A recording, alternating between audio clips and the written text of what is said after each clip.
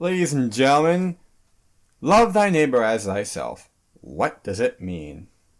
Well, in today's episode of the Wicked Generation and We Are Its Redeemed, we're going to delve into love, not only as an action, but as an imperative, as an attitude in law governing the heart and dictating our actions, not for the sake of performing their actions, but for the sake of executing the universal law, the universal good, the universal imperative of love. Love, love, love, love, love. Now, I won't so much be explaining as to what love is today. We'll reserve that for another episode. But for now, when Jesus said, love thy neighbor as yourself, the most common counter you're going to get was, what about loving your neighbor as they would want to be loved? Well, there's a few ways we'll go about this. But first off, we're going to need to set up the distinction between love and treatment. As I already hinted at in the beginning, love and treatment are two very different things. To treat one another as a particular way is to get a certain something out of them, right? Fundamentally, most interactions are, pretty much all interactions are, a form of exchange of one type or another, subject for another day, but at the most simplest level, you'll even exchange, walking up to your neighbor saying hello, you're exchanging good vibes, you're exchanging salutations, When it comes to actually treating people, we're not using that. We use oftentimes for our own self-interest as treatment as a way for a means to an end. Where for love is, yes, what is an end, treatment is still means to the end, rather than self-interest.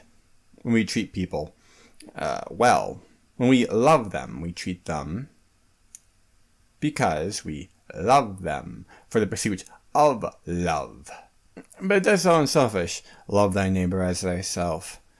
Well, to which I counter, it does sound selfish, and it appeals quite a bit to selfish people, which happens to be almost everyone.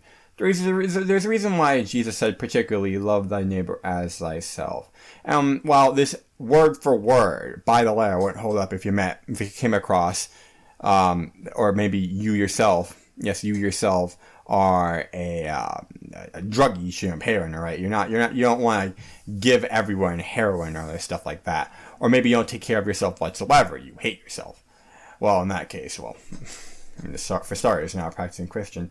And B, that's when we can factor in the idea of treating people as they would want to be treated.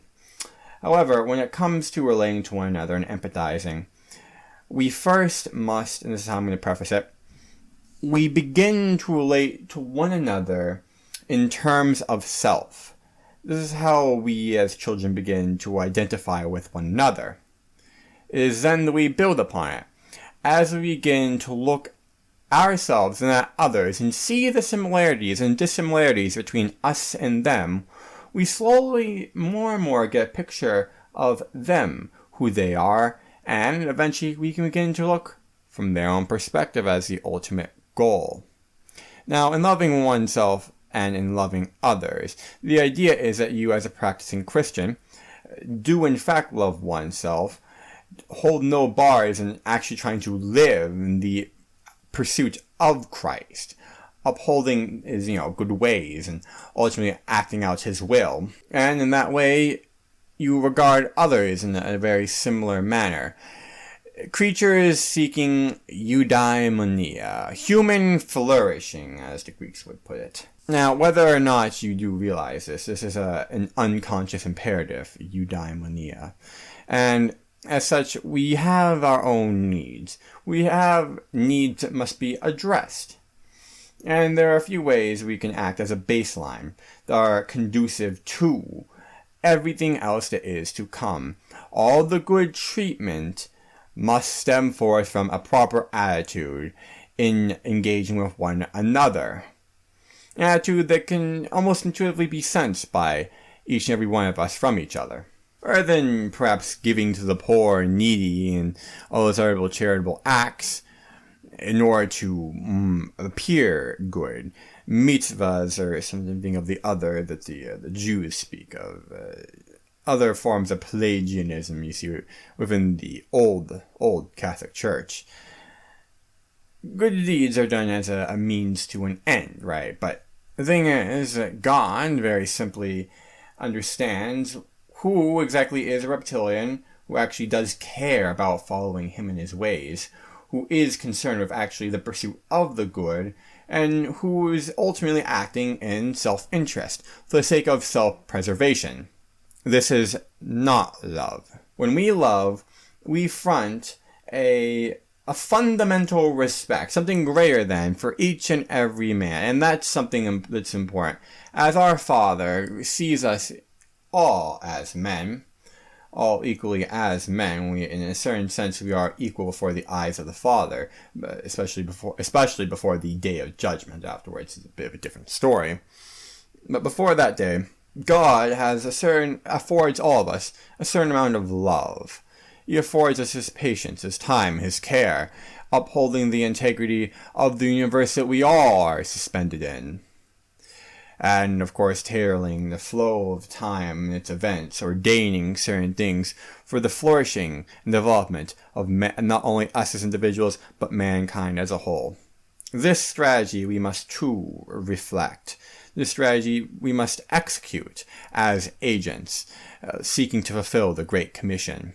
And so we begin. The Christian who understands how he is loved and valued by the Father begins to take the love that he's kindling, one that he wishes to spread out into the world, disseminate into the world. This is what it means to truly love thy neighbor as thyself. To treat other people, then, as they would want to be treated, is to execute this love of others as oneself, then.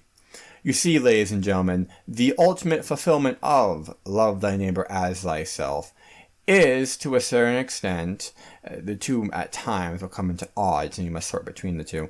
But the ultimate fulfillment tends to be treat neighbors as they would want to be treated, or rather, this is the execution. In this way, you are expressing your love. As God nurtures for each and every one of us, particularly to each according to their own needs, we must too address people to each in their own needs. Rather than throwing a blanket, perhaps there is something else that they value or are in greater need of. Take the time to understand your neighbor and address them individually when you are committing acts of charity, when you are engaging in exchanges with them. Now, if you come across the occasional, masochist or something like that, alright, don't start torturing him on the rack or anything like that. But the idea is, though, that, again, this is a freak example, but the idea is that you would treat him with charity like everyone else, and according to their needs, too. There's a distinction between wants and needs. And love sometimes must withhold all the gushiness, alright, all of the affection. And to best address the needs of someone, love must be without tact. Sometimes it is ultimately an act of mercy to almost come off as callous and merciless when delivering the cold, hard truth, when bringing down people to the point that they are convicted, when bringing the convicting, compelling power of the gospel to them, among other things. This, too, is an act of love that triumphs and supersedes niceness, affection, other very more superficial sort of almost pseudo fruits of the Spirit. And, ladies and gentlemen, at the heart of all these fruits of the Spirit lies love. Nowhere is it mentioned, be superficially nice. Nowhere does it mention, say hello to everyone and have a smile on your face. This does not address anything. You might brighten up someone's day for just one day. But you must leave, ultimately, a very long-lasting impression. That is what I think the end goal here is. That is what love is. It certainly does leave its mark. The things that we feel, well, they're subject to change as the flow of time goes on. That which we remember, that which is imprinted upon our soul, those are the things that never really fade. And so, ladies and gentlemen, you have, to a certain extent, learned the true nature of empathy. Whereas we might at one time feel so bad for another person, which is really just sympathy, we might give to them so as to appear to look nice, so as because we know it's the right thing to do. Well, perhaps you have fulfilled a certain moral imperative. But was that truly pleasing before the eyes of God? And did you ultimately help someone? When you give to someone vacuously, they will surely be back again.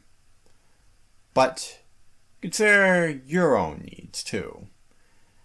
Not only give to them and feed their flesh, but their spirit as well, ladies and gentlemen. In any case, I do believe I've spoken enough in the matter. I love all of you, and peace be upon you all. And until the next time, please follow me, by the way, on Instagram at we.r_wicked. I'd love to hear from you in the comment section below. Like and share the video if it added any value to your life. And take care all.